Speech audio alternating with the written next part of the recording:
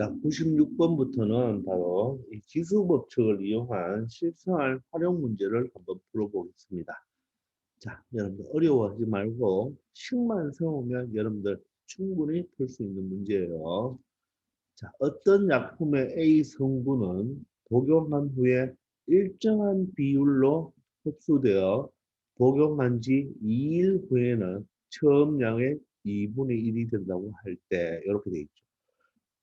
자, 며칠 후에는 2일 후에는 여러분들 처음 양의 2분의 1이 된다. 그 말은 여기 의가 있잖아요. 그죠? 그러면 처음 양의 2분의 1이 된다. 요 의는 바로 곱하기를 의미하는 것입니다. 되겠나요? 자, 그렇게 된다고 할 때 A 성분의 처음 양을 M0라고 한다. 맞나요? M0. 그리고 T1 후의 양, T1 후의 양을 MT라고 한다면 다음과 같은 관계식이 성립한대요.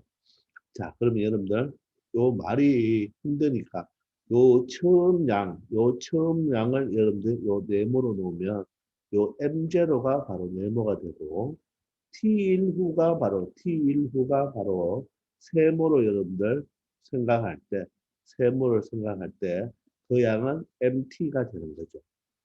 그러면 그 관계식이 바로 MT라는 하는 것은 바로 M0에다가 all 곱하기 마이너스 T니까 요 T도 바로 세모가 되겠네요. 그죠? 자, 그리고 R은 양수라고 하네요.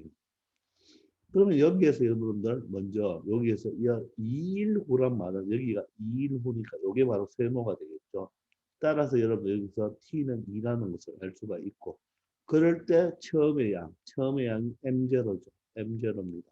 m0의 2분의 1이 된다고 하네요. t일 후에는 처음 양의 2분의 1이 된다는 말은 바로 이 t가 얼마일 때 바로 2일 때 맞죠? t가 2일 때 바로 m0의 2분의 1이 된다는 말은 이 m2라는 것은 2분의 1 m0가 된다는 거. 이런 식을 여러분들 하나 적어내기만 하면 됩니다. 되겠나요? 자, 그럴 때 복용한 지 며칠 후, 8일 후니까 얘가 바로 t가 되겠죠. 자, t가 뭐일 때? 8일 때, 8일 후 이 약품의 A 성분의 양, 우리가 A 성분의 양을 뭐라고 한다고 했죠? 바로 T일 후에, 여기 보세요. T일 후에 양을 바로 MT라고 했으니까 이 A 성분의 양은 그러면 뭐가 되겠습니까? 8이 되겠죠. T가 8이니까. 맞습니까? 약품의 A 성분의 양은 KM0라고 합니다. 즉, M8과 뭐가 KM0가 같다고 하네요. 자, 그때 실수 K를 구하라고 합니다. 자, 그러면 이런 식을 가지고 여러분들 생각하는 거예요. 그러면 여기를 한번 볼까요? 어떻게 K를 구하려면 요 M8을 알면 되겠죠. M8이라는 놈은 요 식을 이용하는 거죠. 바로 M0에다가 자, M8이라는 것은 바로 M0에다가 맞죠? 곱하기 R에 바로 T가 8이니까 마이너스 8제곱이 되겠습니다. 자, 그럼 M8은 뭐와 똑같죠? M8은 바로 KM0와 똑같죠. KM0와 똑같죠. 자, 그러면 좌변이 KM0고 우변은 M0 곱하기 R의 마이너스 8제곱이니까 M0가 약분이 되겠네요. 따라서 K 값은 무엇이다? R의 마이너스 8제곱이 된다는 것을 알 수가 있겠습니다. 이해됩니까? 그러면 이것을 뭐를 가지고 아직 사용 안 한 식이 바로 요 식이 되겠죠. 요 식을 가지고 식을 한번 더 만들어 주는 거죠. 자, 그러면 2를 구라고 했으니까 그죠? M2를 적어 보면 되겠네요. 그죠? 자, 그럼 M2는 뭐가 되겠습니까? M2라는 것은 M0 곱하기 R의 마이너스 2제곱이 되겠죠. 근데 M2가 뭐예요? 얘가 바로 뭐가 똑같습니까? 얘가 바로 2분의 1 M0와 똑같죠. 그럼 마찬가지로 얘도 M0가 약분이 되니까 여기서 바로 얼의 마이너스 2제곱이 얼마다? 2분의 1이다. 이런 값을 알 수가 있겠습니다. 맞습니까? 근데 우리가 찾는 것은 어떻게 되죠? 얼의 마이너스 8제곱이니까 얘는 얼의 마이너스 2제곱을 이용한다면 요거의 몇 제곱이 되겠습니까? 바로 4제곱을 하면 마이너스 8제곱이 되죠. 그러면 얼의 마이너스 2제곱이 바로 2분의 1이니까 결론적으로 2분의 1의 4제곱이 되어서 16분의 1이라는 것을 알 수가 있겠습니다. 그래서 정답은 2번이 되겠죠. 항상 이런 유형의 문제는 식이 두 가지로 나와요. 첫 번째 식이 요거죠. 두 번째 식이 요거죠. 요게 되겠죠. 근데 요걸 가지고 요 M8을 이렇게 표현만 해낸다면 1번과 2번식을 두 개를 가지고 여러분들 연립방정식 푼다고 생각하면 됩니다. 연립방정식을 푼다고 생각하면 충분히 모든 문제를 다 풀 수가 있는데 말은 어렵지만 그 말을 찾아가면서 여러분들 식을 항상 주어지는 게 식이 몇 개 주어진다? 2개 주어지니까 항상 그것을 가지고 여러분들 문제 풀어주면 되겠습니다. 아시겠죠? 자, 97번입니다. 자, 용의 1리터 속에 들어있는 수소 이온의 바로 G이온수가 10의 마이너스 M제곱이래요. 1리터 속에 자 G이온수가 바로 10의 마이너스 M제곱이고 이 용액의 수소 이온 농도 이 pH를 M으로 정의합니다. 이게 바로 pH다 이렇게 생각하면 되겠죠. M이 바로 의미하는 게 바로 pH다 이렇게 보면 되겠네요. 자, 이럴 때 pH가 6.3인 용액 1리터 속에 들어있는 수소 이온의 G이온 수는 맞죠? 요놈의 G이온 수는 얼마 되겠습니까? 바로 10의 마이너스 바로 6.3이 되겠죠. 이것은 pH 7.7인 용액 1리터 속에 들어있는 수소 이온 수. 그러면 이것은 바로 얼마가 되겠습니까? 10의 바로 마이너스 7.7이 되는 거죠. 이것의 몇 배인가? 얘가 주어죠. 얘가 주어입니다. 10의 바로 6, 마이너스 6.3이라는 것을 10의 마이너스 7.7의 바로 뭐다? 몇 배입니까? 이거 묻는 거죠. 됐나요? 이해됩니까? 자, 주어를 잘 찾아야 됩니다. 얻는 이가가 주어죠. 이것은 자, 이거 의 그랬죠. 의라는 말은 무슨 뭐라고 했죠? 곱하기입니다. 요거의 몇 배입니까? 따라서 네모라는 것은 자, 나누면 10의 마이너스 6.3을 10의 마이너스 7.7로 나누어 주면 되겠죠? 되나요? 자, 그러면 밑이 같으니까 지수를 뭐 해주면 된다? 빼줘야 되겠네요. 마이너스 6.3에서 누구를 빼야 됩니까? 마이너스 7.7을 빼야 되겠죠. 마이너스 플러스가 되니까 바로 10에 얼마가 되겠습니까? 7.7에서 6.3을 빼면 되니까 바로 1.4가 되겠습니다. 되겠나요? 바로 우리는 10에 1.4 제곱을 찾아주면 되는데 자, 여기 주어지는 게 바로 10에 0.624라고 하네요. 자, 그럼 10의 1.4를 우리가 계산할 수가 없잖아요. 그러면 10의 1.4를 가지고 10의 0.6이 나오도록 만들려면 요 자체를 변형을 해주면 되겠죠. 자, 0.6 형태가 나오려면 1.4는 0.6과 조금 관계가 있습니까? 어떻게?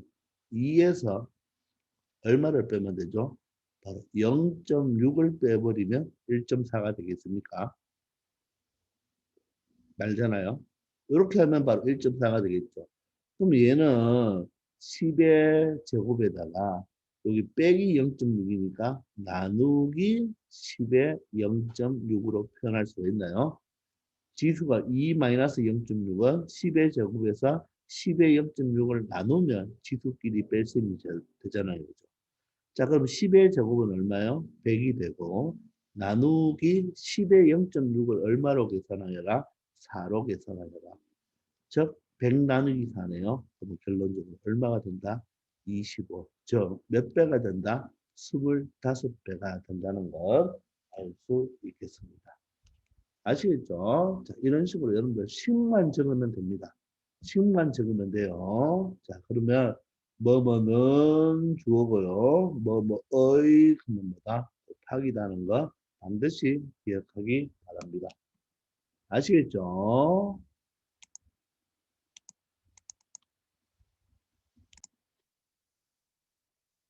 98번이 되겠습니다. 발전소에서 생산된 전기가 긴 송전선을 타고 흐르는 동안 송전소에는 저항 때문에 열이 발생하여 전력 손실이 일어난다고 하네요. 그죠? 이때 전력 손실되는 전력 P. 자, 이 P 다시 있죠. P 다시. 이 P 다시가 바로 뭡니까? 전력 손실이죠. 손실. 됐나요? 이 전력 손실 P 다시는 V분의 P의 제곱에다 R을 곱해주는 거네요. 이때 P가 바로 뭐다? 전력이고 V는 전압이고 R은 저항이 되겠습니다. 자, 그런데 어떤 가정에서 전력을 공급하려고 하는데, 자, 100V의 전압으로 송전할 때의 전력 손실은 돼 있죠. 100V로 전압으로 송전할 때의 전력 손실은 1000V의 전압으로 송전할 때의 전력 손실의 몇 배인가? 이래 보는 거네요. 자, 그럼 100V로 보낼 때의 전력 손실을 P 다시라고 하는데 두 개가 나오니까 P1 다시라고 할까요? 1000V로 나올 때 전력 손실을 P2 다시라고 한다면 바로 이 시간 P1 다시는 맞죠? P2 다시의 몇 배입니까? 요거 묻는 거죠. 맞습니까? 자, 그러면 네모는 어떻게 보면 돼요? 네모는 바로 P2 다시 분의 P1 다시로 나타내면 되겠죠. 맞습니까? 자, 그럼 한번 나타내면 되겠습니다. 자, 그럼 P2 다시부터 해볼까요? 분모부터. P2 다시는 자, 1000V로 보내는 볼트니까 바로 분모에 들어가는 거죠.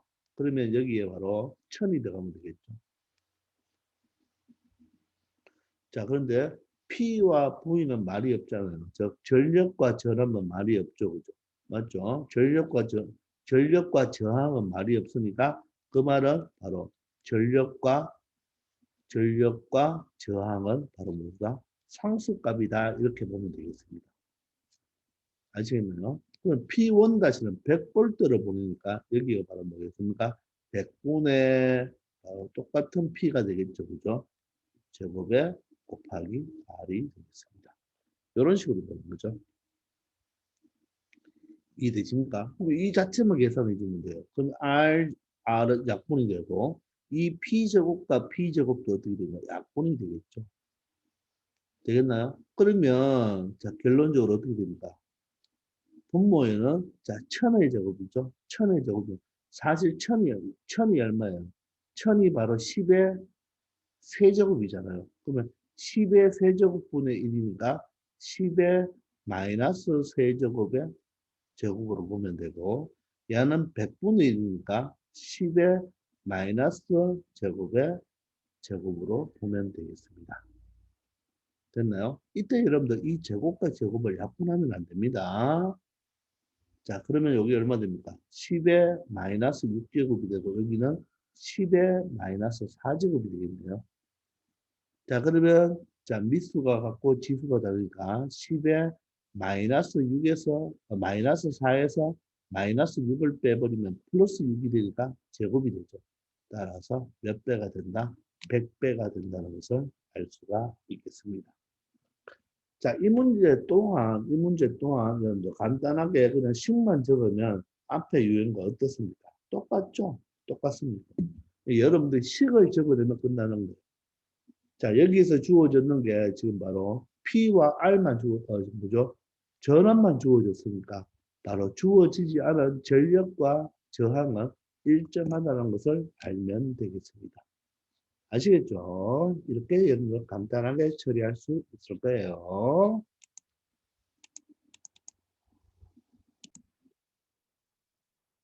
99번입니다.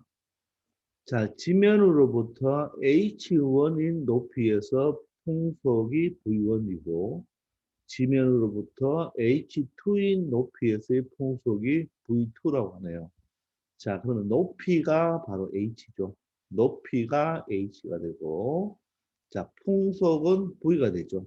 풍속은 V가 된다. 되나요? 이럴 때 대기 안정도 계수 K는 다음 식을 만족한다고 하네요. 자, 그러면 여기 V2가 바로 뭐가 되나요? 바로 H2일 때의 풍속이 되고 V1은 바로 H1일 때의 풍속이 되겠죠. 그죠? 되나요? 자, 이럴 때 H1보다 H2가 크다고 합니다. 이 H1보다 H2가 크고 높이는 미터고 풍속에 다니는 속력이니까 미터 퍼 세컨이네요. 자, 이럴 때 A 지역에서 지면으로부터 12m와 36m의 높이에서 풍속이 각각 28이라고 주어졌네요. 자, 그러면 여기 바로 높이니까 높이가 H1이죠. H1이고 H2일 수가 있는데 H1보다 H2가 크죠? 그럼 얘가 바로 H1이 되고 얘가 H2가 되겠죠. 맞나요? 그럼 풍속은 어떻게 됩니까? 얘가 V1이고 얘가 V2가 되니까 식을 하나 만들어 줄 수가 있겠죠. 자, 바로 V2는 했으니까 8은 이렇게 되겠네요. 8은 바로 V1이 뭡니까? 2가 되겠네요. 자, 곱하기 자, H1분의 H2니까 바로 12분의 36이 되죠. H1이 더 작다고 했으니까 12분의 36이 되겠습니다. 그리고 2 마이너스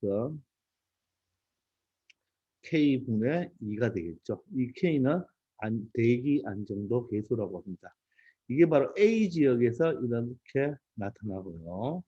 자, B 지역은 어떻습니까? 바로 지면으로부터 높이가 10과 90이니까 10이 바로 H1, 90이 더 커야 되니까 H2가 되겠고 풍속이 A, B라고 하네요.